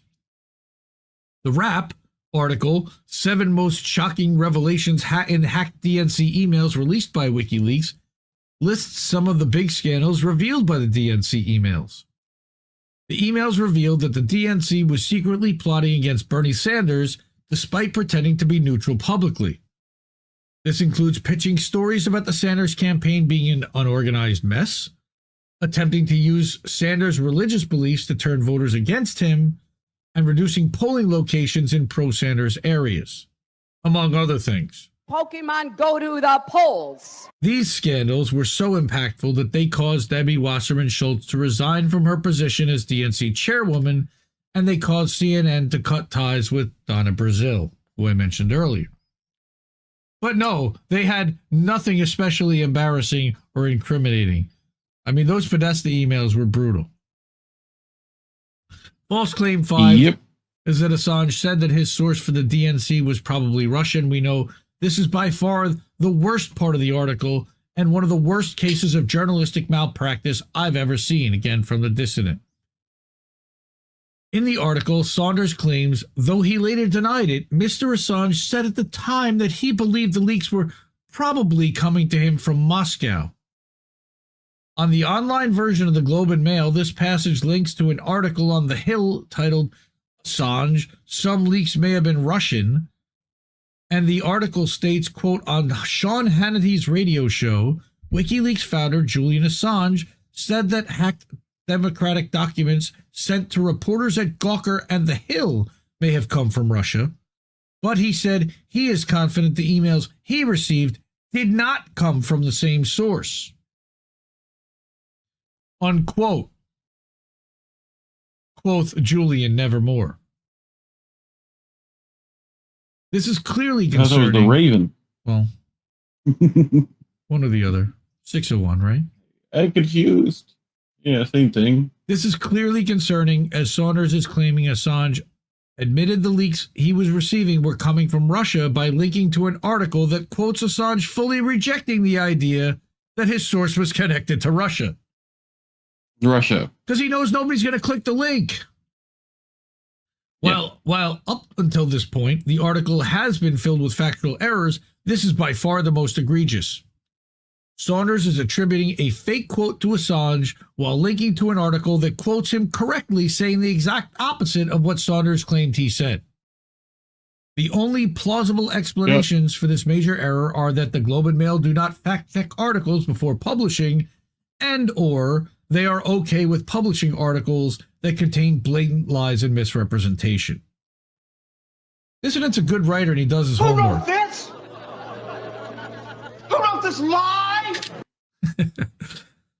And then finally, of course, the false claim about Roger Stone going to prison for his connection to WikiLeaks, which we know is not the reason. In the article, again, propagandist moron Saunders claims, in the end, quote, Mr. Trump's agent Roger Stone went to prison for using WikiLeaks to interfere with the election, unquote. This is like saying that Assange was in jail because of the 2016 DNC emails. It's dumb and uninformed and shows how fucking stupid you are and not everybody else. Nowhere does the conviction mention anything to do with a connection between Stone and WikiLeaks during the 2016 election. This claim is also evidence-free as shown above. Okay, that from the U.S. Attorney's Office official press release, right? Is that yes, U.S. Attorney's Office, Stone was found guilty of obstruction on a congressional investigation, meaning he wouldn't turn over his phone and stuff to be surveilled illegally, 5 counts of making false statements to Congress, and tampering with a witness, but nothing to do with corroborating with WikiLeaks.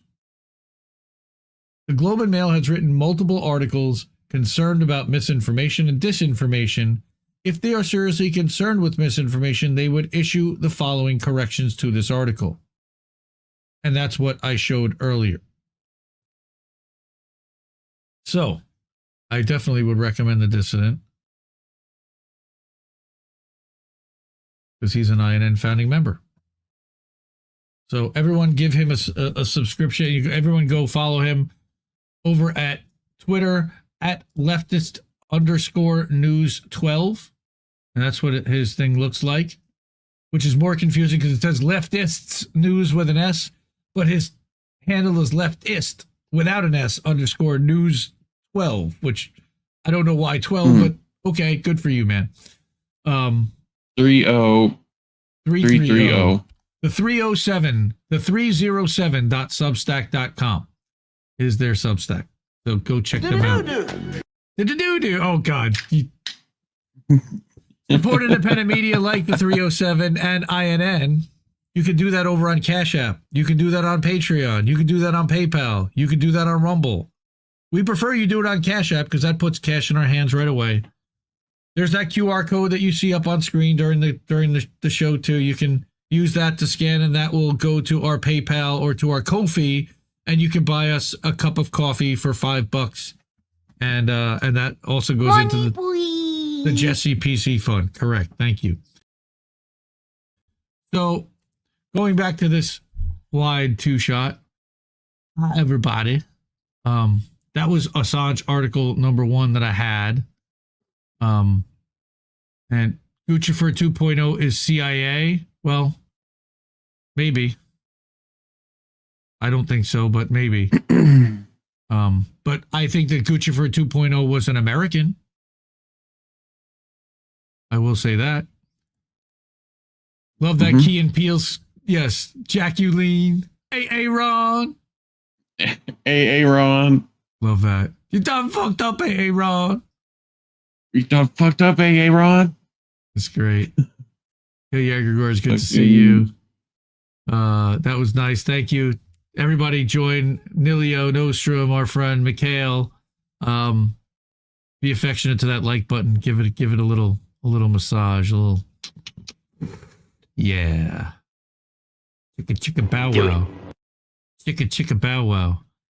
So anyone who doesn't know, Steph Gill is ghost starred over on the Rumbles, so I guess he just decided to come over and hang with fam over here. Anna is still over on Rockfin, but she went and did some stuff. But I know she's going over to she's going to go to that Third Eye Carnival. For those who don't know, look that up, check that out. I believe that's happening next week or the week after, and that's a bunch of independents getting together and talking about some shit in a way that people don't usually talk about shit. So I think that's kind of cool. So I have one more story. Actually, technically I got two more stories, but I still don't know if I'm going to get to that last one about Stanford Internet Observatory. One.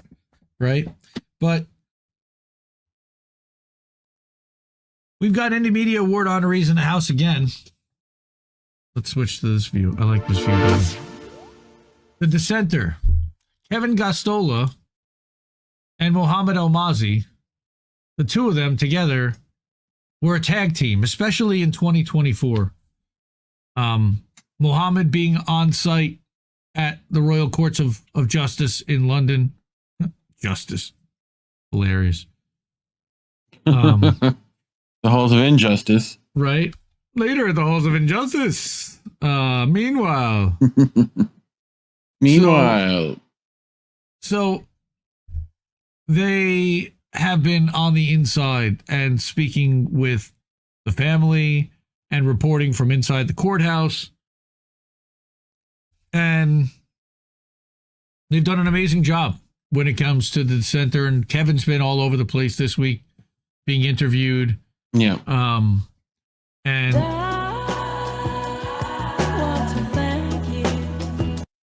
you know, we have been covering basically since episode 1.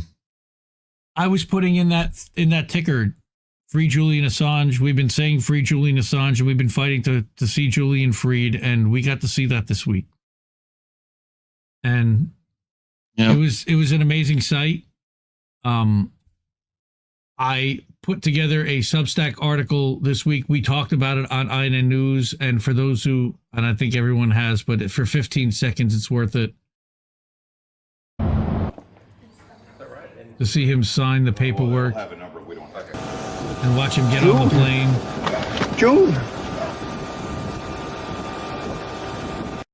Was something to see. And I don't think any of us were, well, I know none of us were expecting it.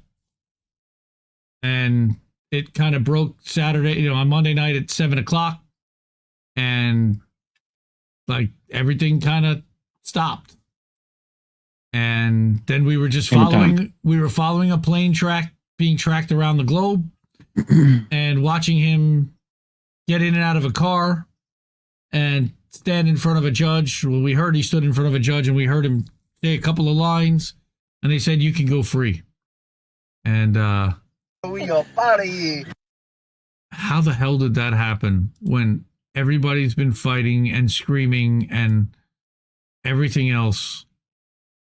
Well, they decided to publish what they at least have learned from all that they have experienced and gathered as their version of the story. And yes, bad cookies, I am so glad Assange is freed. This is what we fought for. And shout out to Misty. Woo! And shout out to all of the activists and the people who stood out there with banners in the rain and umbrellas and who protested and with megaphones outside Merrick Garland's house, who gave speeches outside the Justice Department and all over the country. So many people to thank, but what we want to do, and we've done that a lot already, but what we want to do tonight is talk about the inside. Thank you very much. The inside the plea deal and find out why the government abruptly ended the case. And that's what we couldn't all figure out. What's the why? Why the motivation for the U.S. government now? Now, I think that part of it had to do... Why? Before we start this, I think that part of it had to do with the fact that they had lost the appeal, that Julian had won the right to appeal, and that they did not want a lot of the stuff coming out during an appeal hearing that would potentially come out. Especially when it involves people not getting the First Amendment. Like, I think that was a big part of that. That whole appeal hearing. Oh, no. And it puts British extradition in place. So, weird. Restream lost connection for a second. Okay, it's back. All right. So, inside the Assange plea deal, why the U.S. government abruptly ended the case, according to these guys and what they had heard. U.S. prosecutors brushed aside calls to end the case against the WikiLeaks founder until a British appeals court granted a hearing on the First Amendment. And that's basically what they're trying to say.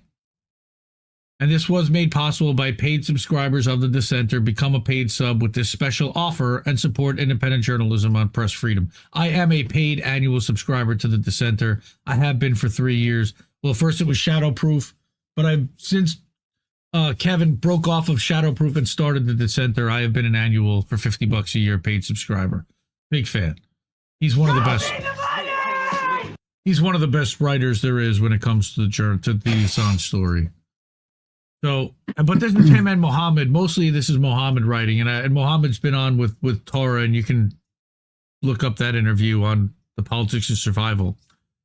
But for 5 years, the U.S. Justice Department defied calls from around the world to drop Espionage Act charges against WikiLeaks founder Julian Assange. Prosecutors even faced pressure from the Australian government, which demanded that a close ally end the case and return one of their citizens to his home country, yet prosecutors remained committed to putting him on trial. That all changed in May after the British High Court of Justice granted Assange an extradition appeal hearing on the question of the First Amendment of the U.S. Constitution. The Justice Department re-engaged, quote-unquote, Assange's legal team and participated in very intense negotiations for a plea deal. U.S. prosecutors accepted a guilty plea to one conspiracy charge under the Espionage Act with no additional prison sentence. The plea deal did not contain a gag order, which is also very important, and officials agreed to Assange's request to avoid travel to the continental U.S. He was released on bail from Belmarsh Prison and flew on a charter flight to a courthouse in a U.S. territory in the Pacific Ocean known as the Northern Mariana Islands. Where? I don't know where that shit's at. Well, Saipan, I believe it's that's actually made up like place. An offshoot, like an island off of Japan. That another imperialist island that we just decided to annex, I guess. Yeah. How the hell does that happen? Yeah, it's part of that Pacific Theater. More importantly, the Justice Department took it and kept it. Right, during World War II, I would guess. But more importantly, the Justice Department pledged not to pursue any future charges for any uncharged conduct that Assange allegedly committed prior to his guilty plea. That also is important. It wipes his slate clean. This abrupt shift brought a conclusion to a 14-year-long legal saga on June 26th. The award-winning journalist had spent a little more than 5 years detained at Belmarsh Prison, which is often referred to as Britain's Guantanamo. Judge Ramona Manglona accepted the plea deal and sentenced Assange to time served. Quote, I do hope that there will be, in fact, some peace restored, Manglona remarked. Quote, I'll just note, too, that this past week, the island has been celebrating 80 years of peace since the Battle of Saipan. This was a very bloody place between the Japanese and the Americans. The people have been celebrating the fact that we've been celebrating peace here with the former enemy. And now there is some peace that you need to restore to yourself when you walk out and you pursue your life as a free man. Before ending the proceeding, Manglona added, Mr. Assange, apparently it's an early happy birthday to you. as his birthday we know is July 3rd. So happy birthday, Julian. And it's probably the first one that you'll have outside of a prison or any type of limitation. A press conference was held by Stella and Assange's legal team in Canberra after Assange landed in Australia. Let's watch the video of that here. Stella! Somewhere here. Sorry, Jeremy, I need to interrupt you. We now have live feeds, basically, of Julian stepping out of the plane in Canberra. Oh, please, let's see it. Oh, it's such a... Well done, he's walking on the tarmac. I don't know, he's waving to the crowd. It's such a joyous moment. I'm not sure you can see it, but you know, believe me, this is such an emotional moment. He is looking so great. Just. I saw pictures of him. He looked a lot better than last time I saw him. Well, if you think that I have maybe backtracked a few years, I can tell you that he is. Mm-hmm. He's looking a lot better than inside Belmore's prison on Saturday. It's such a great moment. He's clenching his fists and waving to the crowd. What a great moment in history to witness and be a part of it, Jeremy. And thank you. I mean, we should all be. I'm just getting it on my phone now. Wow. He is meeting Stella now. Oh my God. Kissing Stella, you know, this is, my God. And John Shipton is there, his father, you know, reuniting with the family. What a great moment, Jeremy, to be watching this. Julie, this is, come here! Something we've been fighting fantastic. for, waiting for. Absolutely fantastic. It is. It's, oh my God, it's hard not to be emotional under these circumstances, Jeremy. I hope you appreciate that. Absolutely. It's been something we've been waiting for a very long time. Oh, that's amazing. Isn't it? My God. Can't wait to hear his voice. So great to see his face. There's Stella's post. But go ahead. We did get to hear from in the courtroom. I don't know if you brought that too, but I didn't. But we have heard that. The U.S. came back to the table after the appeal hearing was granted. We found this out. Justice Department prosecutors were not truly motivated to come to a plea agreement with Assange until weeks ago, like we said, after the High Court granted him the right to appeal. Quote, the negotiations were a protracted process that went on for several months, sort of in fits and starts, says Barry Pollock, and that's his Australian lawyer. We were not close to any sort of a resolution until a few weeks ago when the Department of Justice re-engaged, and there have been very intense negotiations over the past few weeks. This point was also emphasized by Stella, who said it was important to recognize that Julian's release and the breakthrough in negotiations came at a time where there had been a breakthrough in the legal case in the UK. The High Court had allowed permission to appeal. Like we said, there was a court date set for the 9th and 10th of July at which Julian would be able to raise the First Amendment argument at the High Court. Well, wait a minute.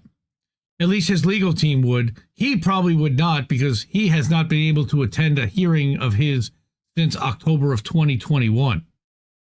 Even remotely. It's still fucking weird. How is it that he was too unwell to attend even remotely the appeal hearing in May, on May 20th, the decision, yet that guy didn't seem unwell whatsoever. That's all I'm saying. But anyway, Assange was granted the right to appeal in his extradition on the basis that it was at least arguable that he would be prejudiced at trial by reason of his nationality and citizenship. The UK Extradition Act of 2003 prohibits extradition to a country where a person may be prejudiced at trial by reason of their nationality. Wow, the clown show of the year, Assistant U.S. Attorney Gordon Kromberg, a lead prosecutor on the case, told the courts that the U.S. government might argue during trial proceedings that Assange was not protected by the First Amendment. I didn't even know that that was possible, but guess what? Foreigners don't get First Amendment protection automatically. They have to petition and be granted permission. Insane. Kronberg made a formal sworn declaration on behalf of the respondent and in support of the extradition request. He put himself forward as able to provide authoritative assistance as to the application of the First Amendment. It can be fairly assumed that he would not have said that the prosecution could argue that foreign nationals are not entitled to the protections under the First Amendment unless that was a tenable argument that the prosecution was entitled to deploy with a real prospect of success, unquote. All right, so that is also important because, yeah, he was going to, all right, he made a sworn declaration that they were not going to automatically grant him First Amendment protections. And that's a problem. He didn't get the ability to have free speech. Yeah. If such an argument, they said he can bring it up, right, to petition for it, but that's all they it wasn't said. Guaranteed. Yeah. But if such an argument were to succeed, it would at least arguably cause the applicant prejudice on the grounds of his non-U.S. citizenship, and hence on the grounds of his nationality, the court added. The U.S. government deployed their hubristic argument about Assange and the First Amendment as part of their defense of the extradition request, and it backfired. Now also, and they don't even mention any of this, to me it was the death penalty thing that was just as big a deal as the whole First Amendment question. British law says that if there is the possibility that he could potentially even be charged in the future with a death penalty charge, they cannot send him. And that was also part of the appeal. Marjorie Cohn, who's the dean of the People's Academy of International Law and former president of the National Lawyers Guild, asserted, "It is no coincidence that the plea came a little more than a month after the High Court of England and Wales ruled that Assange could appeal the extradition order against him. The Justice Department apparently feared it would lose the appeal." Now, somebody else would say that it is the Royal Courts of London and that this is not England or Wales or Great Britain, but London is a separate entity in itself that has its own set of laws. The City of London is where he was imprisoned. Yeah. That is who has the rights to HMP Belmarsh, apparently. It's very weird legal shit. Stella said she believed the negotiations revealed how uncomfortable the U.S. government is, in fact, with having these arguments aired, which of course they are, because they don't want to have them clarified in court. They'd rather have it be vague and open to their interpretation as often as they like. The fact that this case is an attack on journalism, it's an attack on the public's right to know, and it should never have been brought, she concluded. Julian should never have spent a single day in prison, but today we celebrate because today Julian is free. It almost sounds like Passover. Once we were slaves in Egypt and now we are free. Because that's what we used to do every year. Anyway, the U.S. agreeing not to pursue further charges, of course. One of the most incredible revelations regarding Assange's plea deal is that the U.S. government agreed that they would not bring any other charges against Julian for any conduct, any publications, any news gathering, anything at all that occurred prior to the time of the plea. This is of particular note because, as Pollack explained, even if Assange succeeded in his appeal against extradition, that success would have just resolved this case. Yeah. The 18-count indictment against Assange focused almost exclusively on the WikiLeaks publisher's role in obtaining, possessing, and publishing documents between 2009 and 2011, known as the Iraq War Logs, Afghanistan War Diaries, Guantanamo Bay detainee files, and diplomatic Cablegate. One diplomatic charge under the Computer Fraud and Abuse Act was disturbingly expanded by prosecutors to include a speech that Assange gave to a room of computer specialists during which he encouraged people to provide WikiLeaks with information which was in the public interest. On top of the fact that their whistleblower star witness was a convicted pedophile and admitted that he lied. Oh yeah, there's that too. However, Assange was never charged for WikiLeaks' role in publishing emails belonging to the DNC, acts which even former FBI Director Robert Mueller concluded were likely protected by the First Amendment. However, if he didn't have any First Amendment protections, nor was Assange, most importantly, ever charged for WikiLeaks' 2017 expose detailing the CIA's expansive cyber warfare arsenal known as the Vault 7 materials. This, to me, is the crux. The leak and the publication of the files led Mike Pompeo, when he was CIA director, to reportedly obsess over targeting, kidnapping, or killing Assange in revenge. He had him deemed a terrorist. He had WikiLeaks deemed a non-hostile state actor, which allowed them to break every U.S. law to pursue him and align with Mossad, allegedly, the Adelson family, allegedly, to spy on Assange in the Ecuadorian embassy using UC Global, the security company that the Ecuadorian embassy had hired to oversee security at the building. We know that from the David Morales trial that's happening and happened in Spain. With the plea agreement, which is there in PDF form, which the dissenter reviewed, the U.S. government cannot ever bring a case against Assange for other acts of journalism. Hey, look at that. 20 bucks dono from the Accord Lord. Woo! Saying never stop being you. Isn't that nice? Thank you, Sean. Much, much appreciated. Love you all. Yes, The United States agrees not to bring any additional charges against the defendant based on the conduct that occurred prior to the time of this plea agreement. The plea agreement states, unless defendant breaches this plea agreement. Judge Manglona said, I was quite surprised, but I think it's a very generous statement. She noted that it applied to everything for the past 14 years, and that's very broad. Another key position that Assange's legal team took during the negotiations was that any resolution would have to end this matter, according to Pollitt, meaning that Julian would be free and that he was not going to do any additional time in prison. He wasn't going to do any time under supervision, and he wasn't going to do any time under a gag order. And if that's the case, we'd love to hear him speak. So, of course, here's the political lobbying behind the scenes. Jennifer Robinson, who is, her law firm, by the way, is also part of the George Clooney White Helmets, the Clooney Foundation of Justice, which supports the White Helmets and regime change, and is highly problematic. I got big issues with her and her firm. But Australian human rights attorney Jennifer Robinson, who represented Assange in the UK, further described the strong political dimension to the case. Extensive lobbying efforts by members of the Australian government proved crucial to the overall result.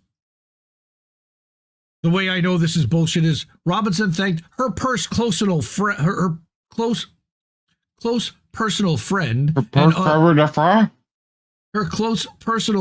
and Australian Prime Minister Anthony Albanese for doing fucking nothing but his principled leadership, statesmanship, and diplomacy for tepidly once in a meeting with Joe Biden, maybe could you maybe think about possibly helpfully She explained that raising opposition to Assange's extradition at the highest levels of the U.S. government completely changed the situation for Julian and enabled our negotiations with the U.S. government that allowed us to reach this outcome. It also shows that Scott Morrison was a complete fucking piece of shit, and every other prime minister prior to Albo was also a complete fucking piece of shit. There were about 3 decent members of parliament in Australia. Andrew Wilkie is the one that I remember the most. There were a couple others that were mentioned today on Slow News Day, but not very many stood up for Julian, their own citizen. How dare you! The Prime Minister was under intense and growing pressure from the wider public, parts of the press, and an increasing number of Australian members of Parliament. Also because he promised that he would fight for Assange before he became Prime Minister when he was also a member of Parliament. Oh yeah, there's that too. Robinson credited Kevin Rudd, who was Australia's ambassador to the US and a former Australian Prime Minister himself, as well as Stephen Smith, who was Australia's High Commissioner to the UK and the consular staff in London. Smith accompanied Assange on his flight from London to Saipan, because somebody from the Five Eyes was not going to let their eyes off of him, of course, until he actually went through his plea. He explained that Rudd's relentless efforts in Washington, working together closely with us, with myself and my co-counsel Barry Pollock, completely changed our relationship with the U.S. and completely changed the negotiations. Bullshit. Without his efforts and his adept diplomacy, we would not be in this position we are today, and Julian would not be home. Yeah, also, journalism would still not be a crime officially, but that's another story. Sounded like you had like a throat thing happen. Bullshit. What? Hope you're all right. Speaking to the Australian Broadcasting Corporation on June 27th, of course, they get the exclusive first interview, Robinson explained that once Ambassador Rudd was sent to Washington, D.C., the U.S. Department of Justice finally started to deal with the defense team in a meaningful way. That opened up conversations for us with the Department of Justice that we were trying to have and were not getting responses, and so things moved. What the fuck took you so long, assholes? Is all I gotta say. Mm-hmm. And that is counter to what Kevin is reporting. If Jen is saying that it was the ambassador coming over and talking to the Justice Department, but Kevin's saying that it was because of what the high court ruling says, which is it?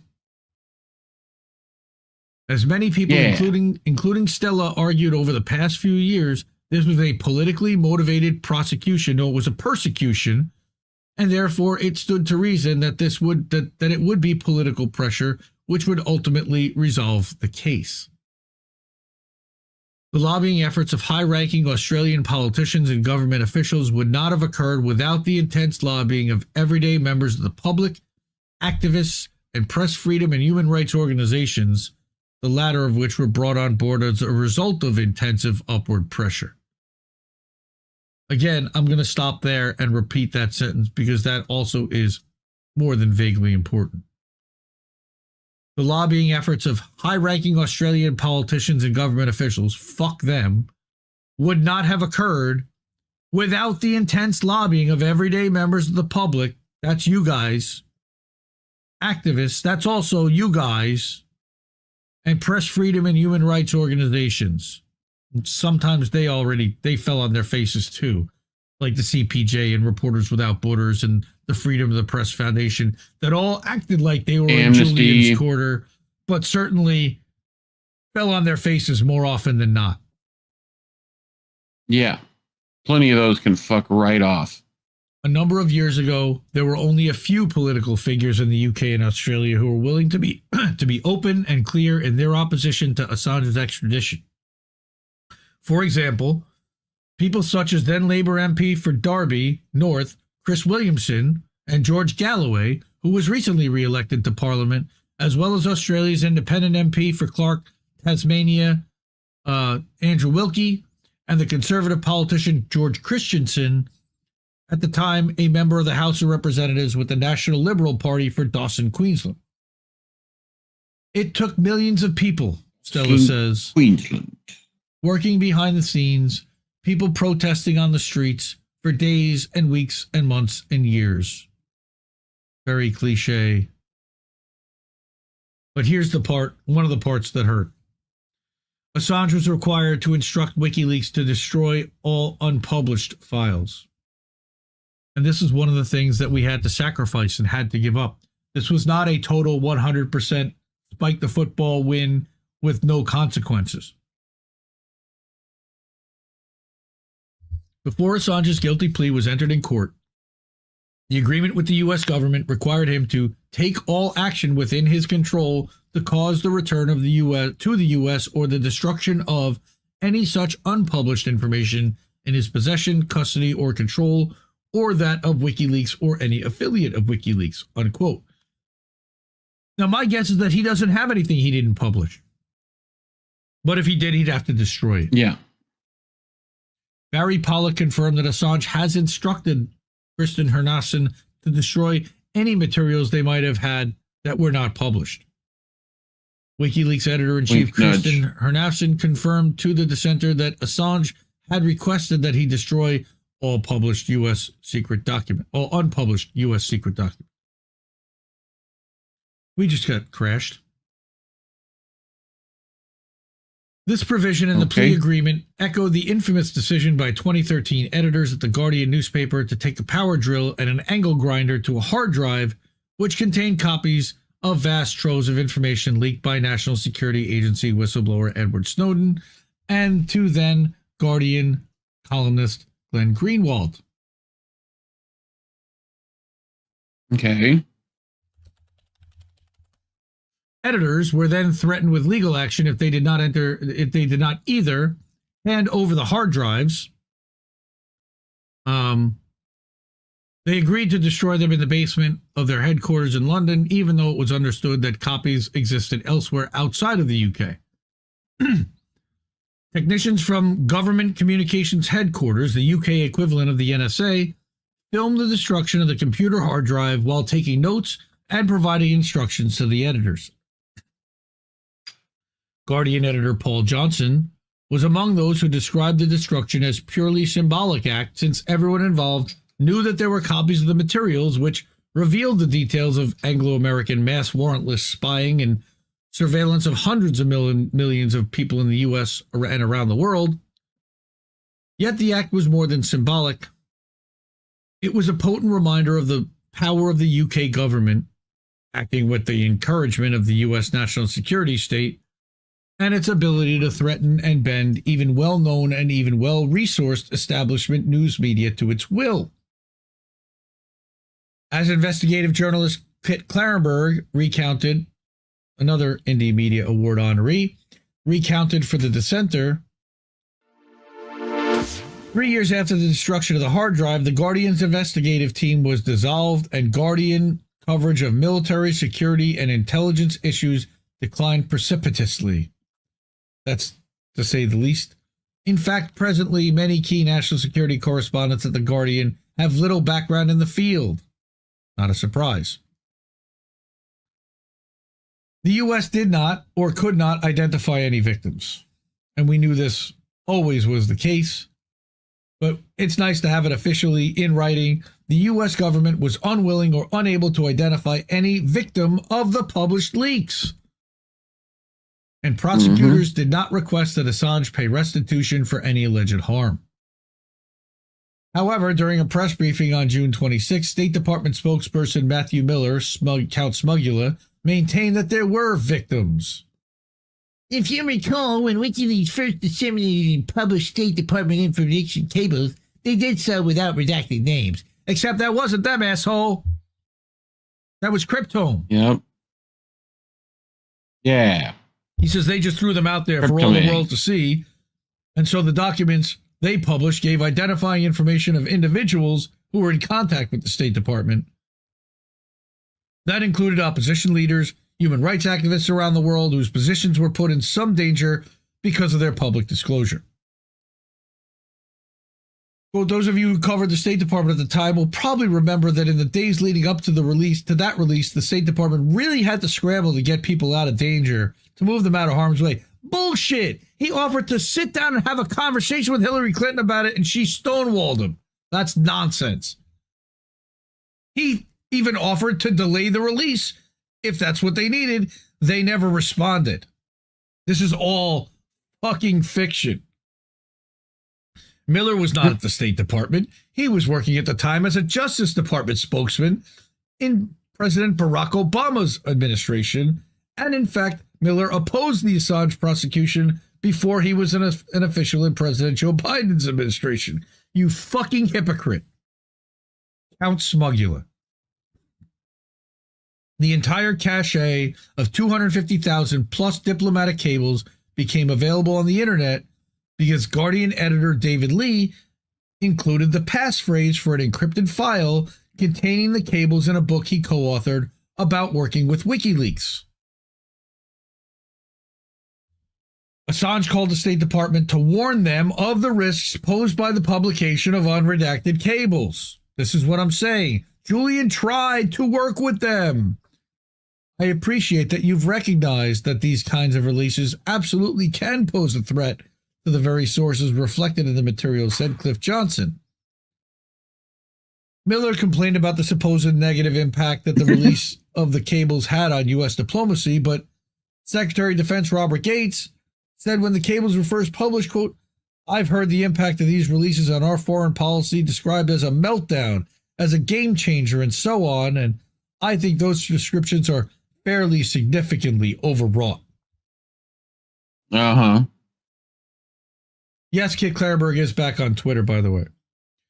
And we covered that. Yeah. The fact is, governments deal with the United States because it's in their interest, not because they like us, not because they trust us, and not because they believe we can keep secrets. He also said every other government in the world knows the United States government leaks like a sieve, and it has for a long time.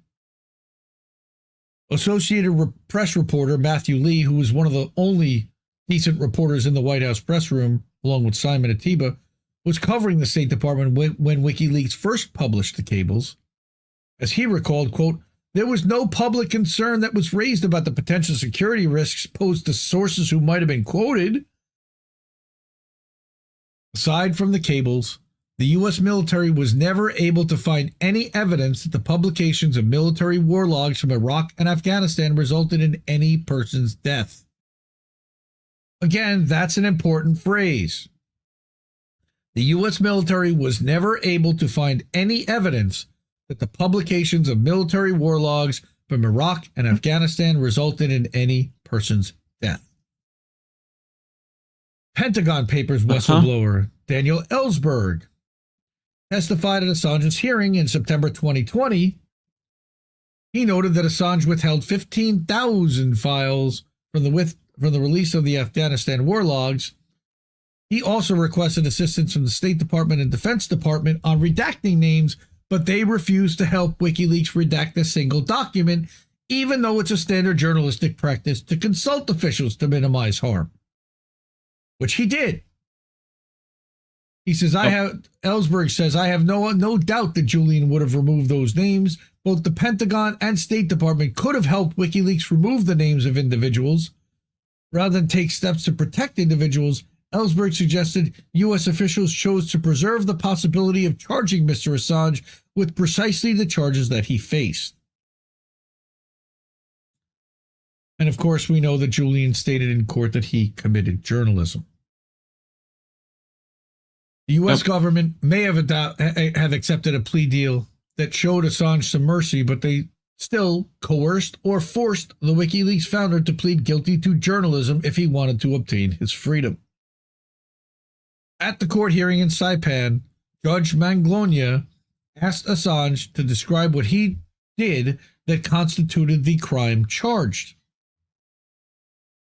"I was working as a journalist," he says, and I don't know if you have this audio, I did not bring it up, but he says, "Working as a journalist, I encouraged my source to provide information." It's right there, I think. Is it? The video.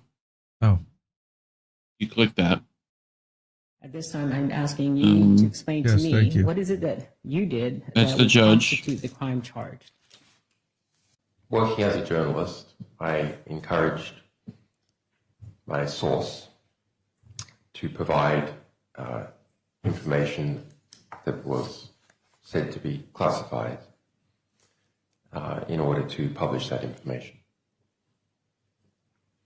I believe that the First Amendment protected that activity, but I accept that as written, it's a violation of the Espionage Act statute.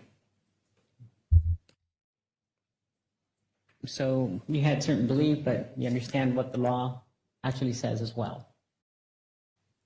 I believe the First Amendment and the Espionage Act are in contradiction with each other, but I accept that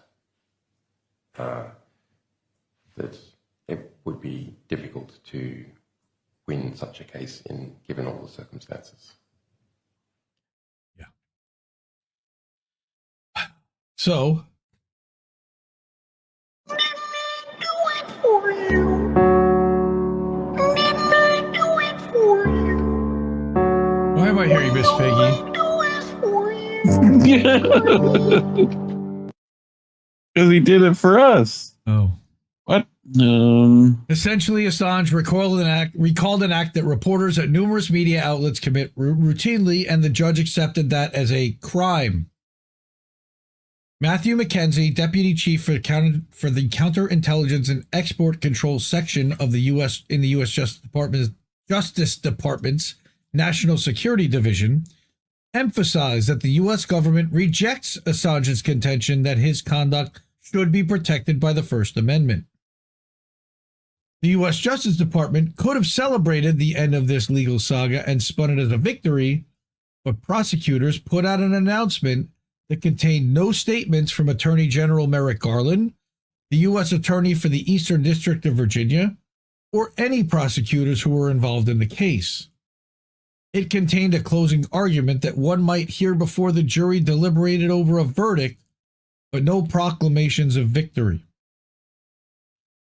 Now you have Stephen Rohde, who is a constitutional scholar and former chair of the ACLU Foundation of Southern California, said, quote, when U.S. prosecutors had to put up or shut up to satisfy the high court that Assange's right to freedom of expression would be protected if he was extradited, they blinked.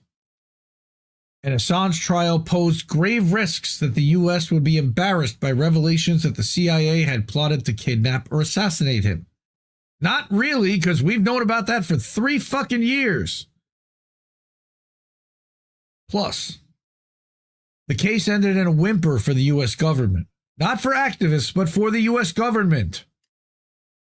In contrast, Assange and his legal team were mindful of the damage to press freedom, but jubilant that one of the most well-known political prisoners in the world was free. For journalists and media organizations around the world, it was a bittersweet outcome.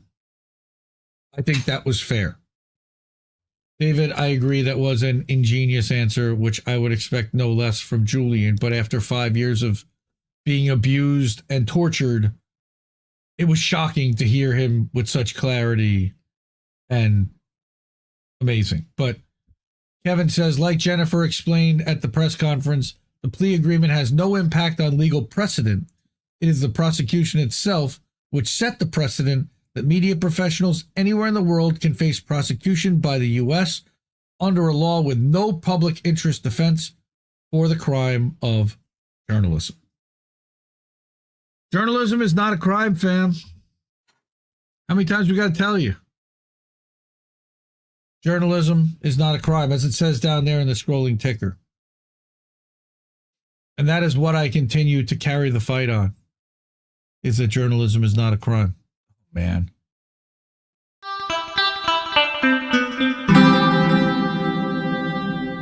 Who are these people? Like I said, quick hits.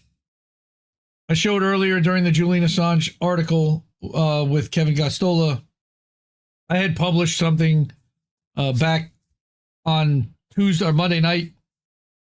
Maybe it was Tuesday night. I think it was Tuesday night. Or first thing Tuesday morning, like just after midnight, talking about basically covering everything from the plea agreement to what I first heard about it. And we went through all of this on INN News on Wednesday night. And I published another article with a link to that. And there's a link with it all queued up right there. So you can watch just the last segment. Not that you should skip the other 3. Go watch the whole thing. This clip just breaks me to watch the whole Hind Rajab 355 bullets. Go watch INN News from Wednesday night. There's a lot of stuff in there that you probably missed. Definitely about NATO and Kenya as well. One other thing I wanted to mention very quickly was that our friend Fiorella Isabel has been censored by YouTube and found out that her new channel that she created, Fiorella in Moscow, was suspended without warning and no strikes. So we're going to ask everyone to please retweet and ask creators why hers, along with when other channels with similar content are allowed. Does it have anything to do with the fact that she's talking about Israel or Ukraine, or that she's interviewing people like Scott Ritter. Also, by the way, Eva Bartlett's channel was also recently taken down. Please, V, come on. Again. Okay. Stream Deck's down again. Good job. No sounds. All right. So, one other thing, weekly calendar. So, if you did not see earlier tonight, No Himbo Gaming was on earlier. So check that out. 11 o'clock. I'm sorry, tonight at 10, we had How Did We Miss That? We're about to go in to do boats smashing into the other boats if my internet holds. Then we're also going to have Wednesday night at 9, INN News, just like usual. And Politically Homeless Thursday night at 9. And every Friday we have Angel in the Afternoon at 7, and then the Jesse Clip Show at 10:30. And Pro Wrestling Talk at 8 on Saturday nights. Snow Himbo usually streams at 11 Saturday nights, and we'll be back here Sunday next week to do it all over again. Man, Julian Assange is free. And we're going to keep reporting on censorship. We're going to keep reporting on press freedom. We're going to keep supporting independent media because it's more important than ever. And we appreciate all of you. Before I get out of here, let me really quickly put up the donate slide one more time, or the support slide. If you would like to throw a couple of bucks to the hosts and help us keep the lights on and help us buy some food, that would be really nice. This list of wonderful people already have done that, and I'd love to be able to add your name to that as well if I haven't. Those are the ways to do it. Cash App, $, Indie News Network, patreon.com/Indie News Network. That's INDIE News Network for the podcast audience. You have co-fi.com/Indie News Network, as well as paypal.me/Indie News Network, and rumble.com/C/Indie News Network, where you can find us on the Rumbles, which is censorship free. Rockfin.com/IND Left News right now. We're working on getting the INN Rumble channel back. So again, thank you, everybody. Thank goodness Julian Assange is free. And we're gonna be here and continuing to report on all kinds of craziness. So stick around, subscribe to INN, support independent media. It's more important than ever. Night, fam. Keep listening to what little birds have to tell you. Good night. No! We just fucking lost the stream! I think I liked it better being blind, when I couldn't read between the lines, and when I couldn't see the cracks in the structure that lay bare before me the whole time. I think I liked it better back when I suspended disbelief and swallowed pride. I thought I knew the difference in the red from the blue, but they both bleed us so dry. They both bleed us so dry. My favorite songs don't hit the same way. I get to the end of a 4-minute track and I'm only looking back thinking, what did they actually say?